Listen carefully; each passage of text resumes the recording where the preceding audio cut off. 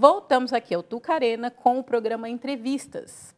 A nossa entrevistada de hoje é a Ivone Silva, que é presidenta do Sindicato dos Bancários de São Paulo.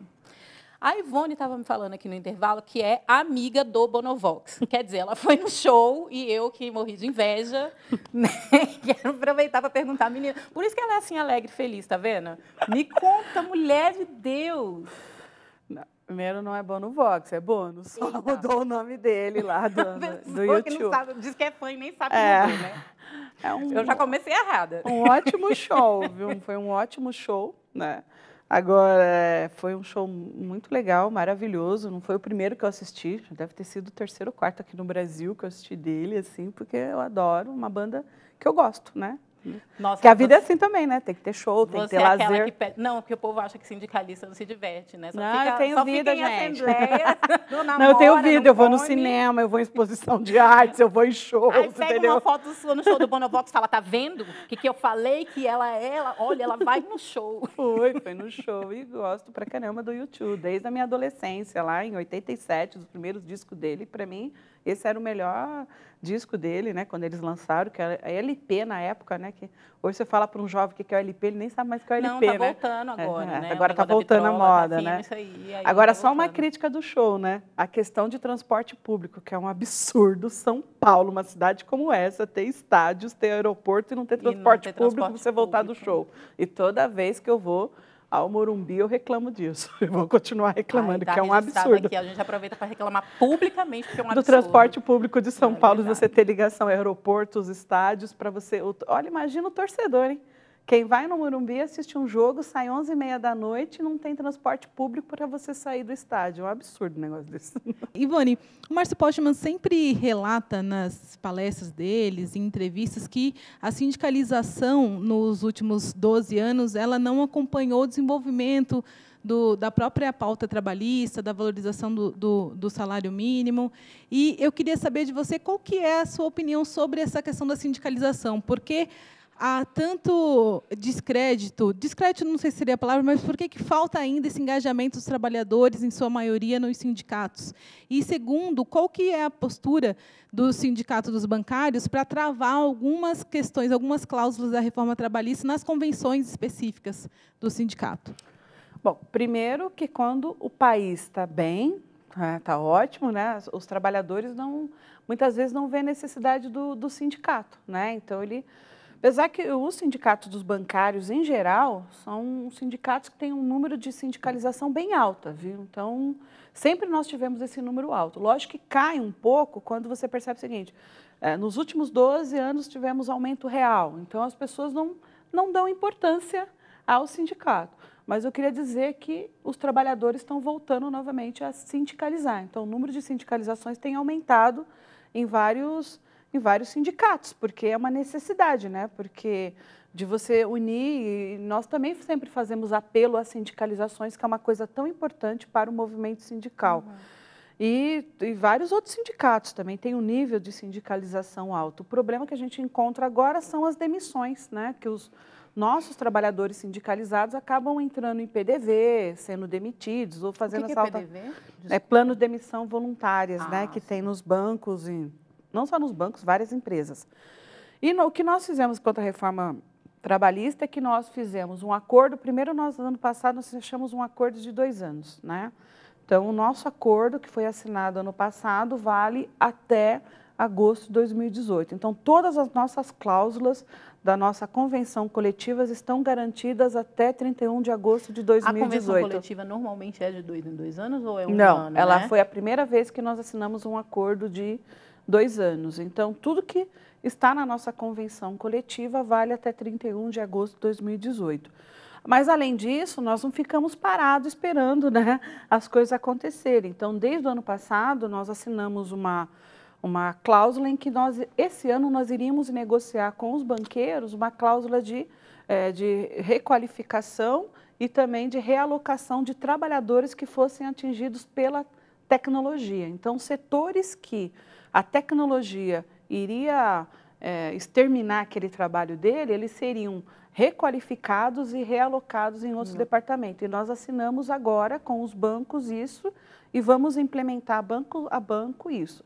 E, além disso, também nós entregamos um termo de compromisso para os banqueiros que nós queremos negociar com coisas com termos que nós não aceitamos da nova reforma trabalhista. Ivone, aproveitando a pergunta da Ana Flávia, vamos fazer uma pergunta um pouco mais pessoal. Quer dizer, como é que você chegou ao sindicato? Quer dizer, como você se sindicalizou? Porque eu acho que um grande desafio hoje é como fazer essa moçada que está mais individualista, que está lá jogando videogame, se interessar por assuntos coletivos e se interessar por questões que para eles estão muito distantes, por exemplo, como a reforma da Previdência. Então, como é que foi a tua trajetória e o que vocês têm feito para atrair esses jovens para a questão sindical? Bom, eu entrei no banco em março de 1989 e me sindicalizei no mesmo ano.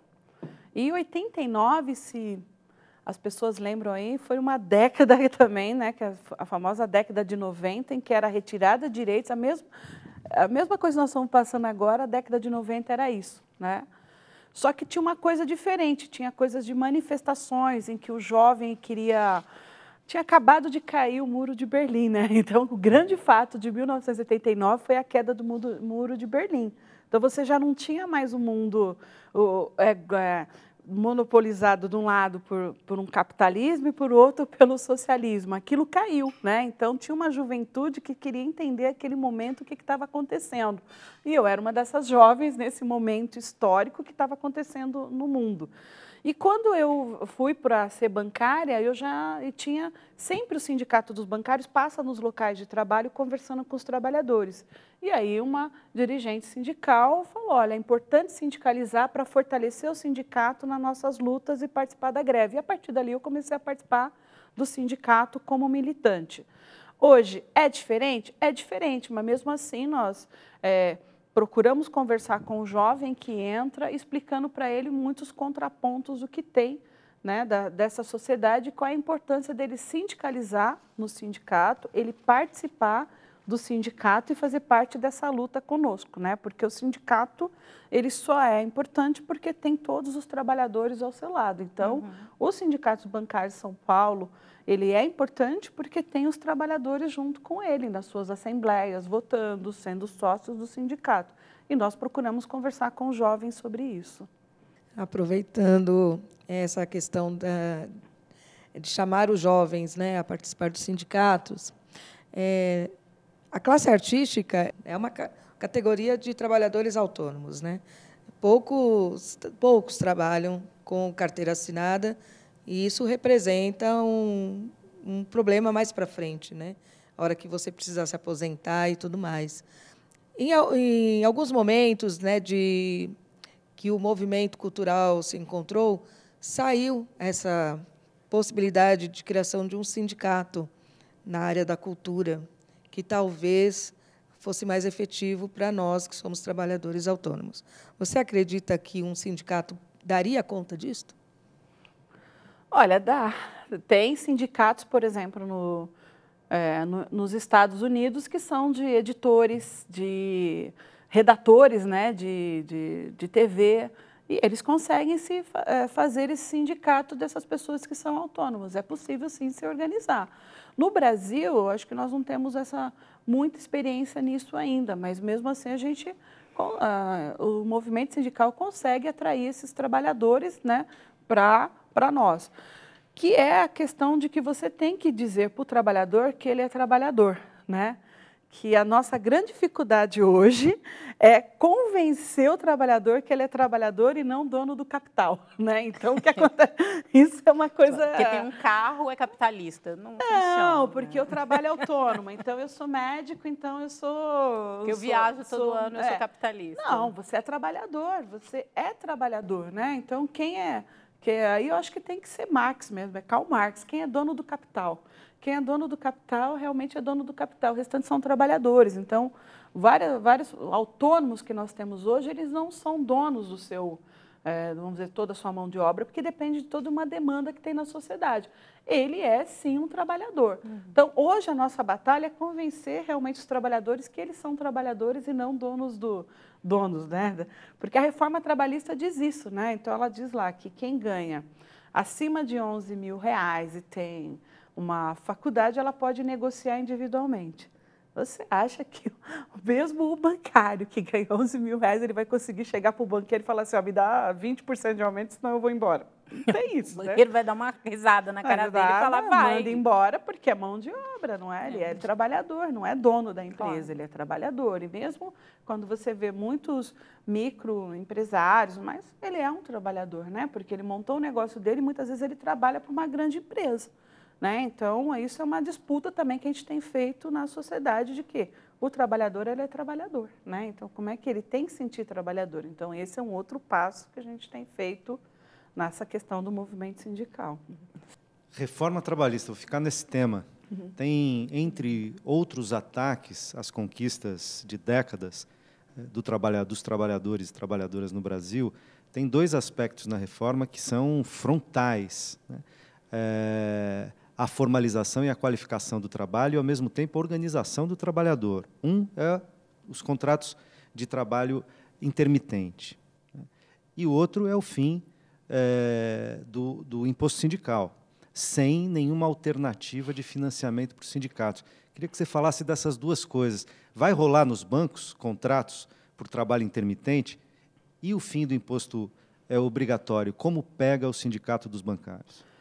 Olha, primeiro, o trabalho intermitente pode ser possível sim. Por exemplo, você vai numa agência bancária em que só nos dias úteis, lá nos 5 primeiros dias úteis, ela está lotada porque é o dia de pagamento, no final do mês, início. Eu posso contratar caixas por hora? Pode. Né? Pela nova lei, pode. Né? Agora, se vai contratar, vai ser um outro passo. Eu acho, na minha opinião, vai ser muito mais rápido contratar, por exemplo, em lanchonetes, em outros serviços que sejam muito menos especializados que nós.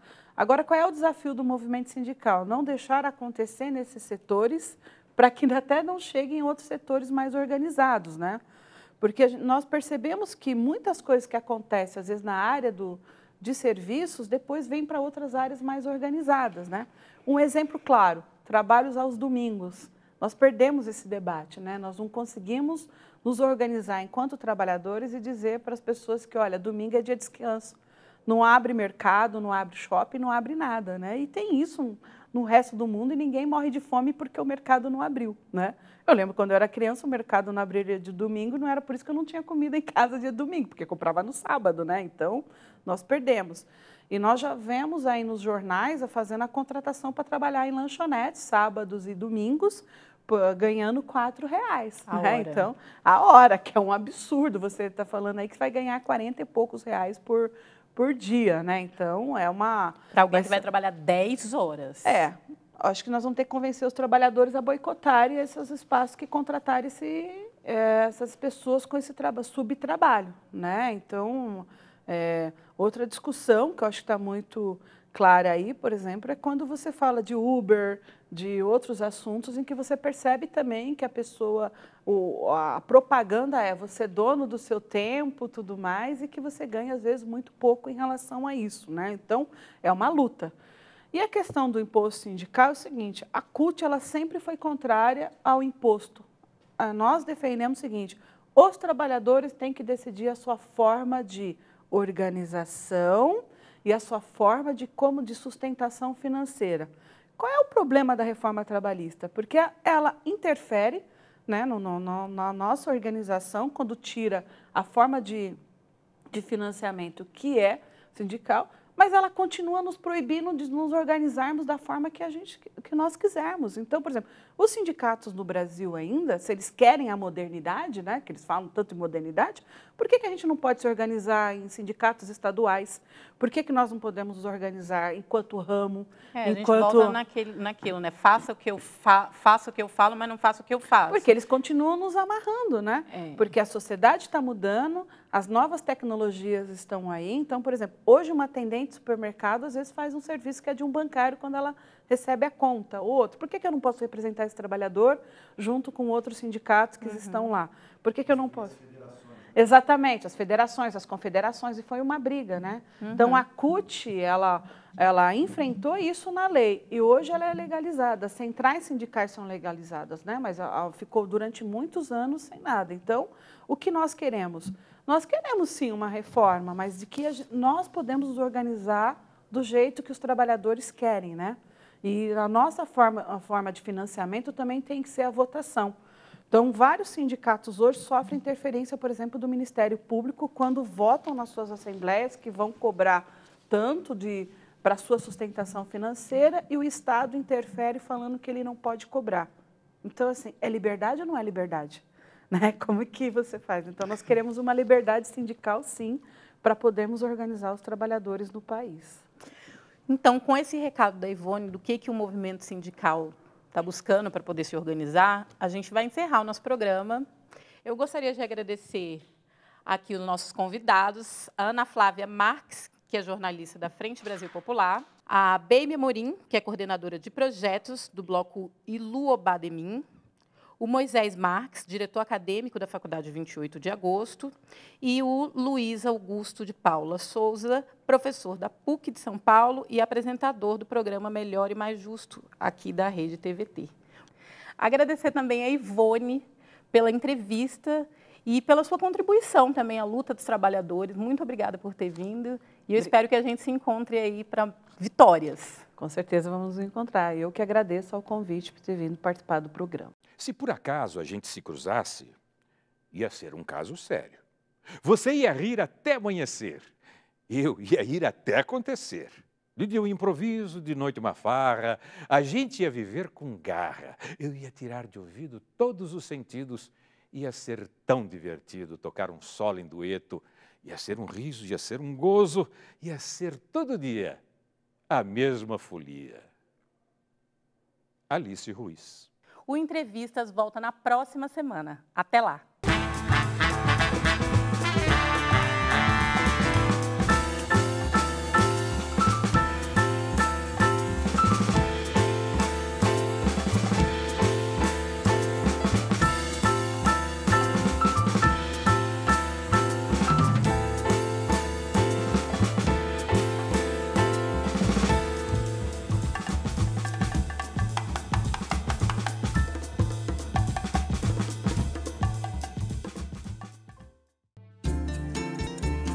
Entrevistas tem o apoio cultural da CNN, Confederação Nacional dos Metalúrgicos.